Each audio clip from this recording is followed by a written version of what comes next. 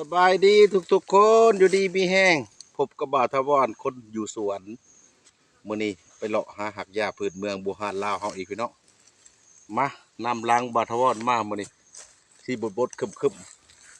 ฝนตก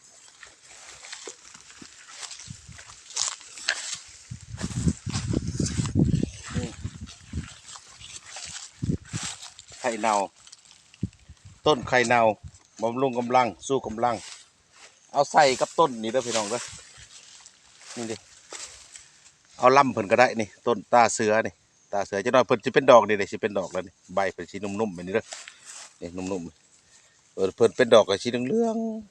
ๆสีดำๆใจกลางไข่เน่าแล้วเอาต้นเอาล่ำก็ได้บ่มีหมากบ่มีหยังเลยเอาล่ำมาพันตากแห้งใส่กันกับนี่ละ2 มา3 มาแล้วนี่เด้อพี่น้องเด้อ3 มาแล้วขุดเอาขี้หัวเตี้ยนี่มาใส่กันอีกเด้อ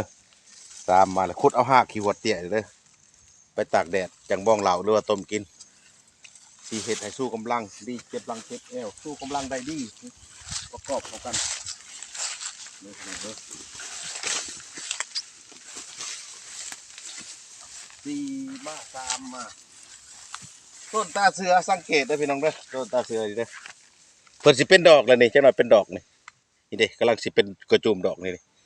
ใบเพิ่นสิเป็นจังซี่เด้อสิเป็นหากลงไปยาวๆหากเพิ่นสิเป็นติ่งเป็นเงาไปสิเมือกหากเพิ่นเด้อเมือกเอาไปบ้องเหล่าหรือว่าไปต้มกินใส่กันที่ว่าออกมานี่แหละที่เฮ็ดให้กำลังวังซ่าเฮาปึงปังขึ้นมาเด้อพี่น้องเด้อนี่แหละมาเอาต้นอันนี้ ใส่กันกับต้นนี้อีกเด้อกว้างน้อยนี่หูกว้างน้อยนี่เด้อขุดเอาหากเด้อหูกว้างน้อยนี่ใส่กันรถโอ้สุดยอดเลยพี่น้องเด้อใส่กันรถเด้อต่อมานี่มาใส่กับต้นนี้อีกได้พี่น้องเลยมาใส่กับต้นนี้อีกนี่สิขุดให้เบิ่งค่ะของเพิ่นเด้อ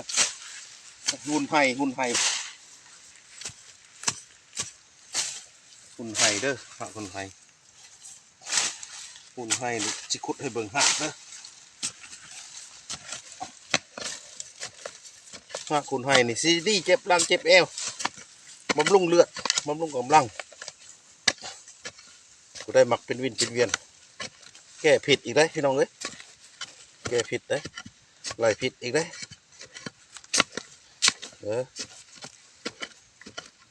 หุ่นไห่เลยนี่กูบางคนกับสิเอิญต่างกันกระดูกอึ่งต้นกระดูกอึ่งกับสิเอิญลายสื่อลายเสียงเอิญบอกคือกัน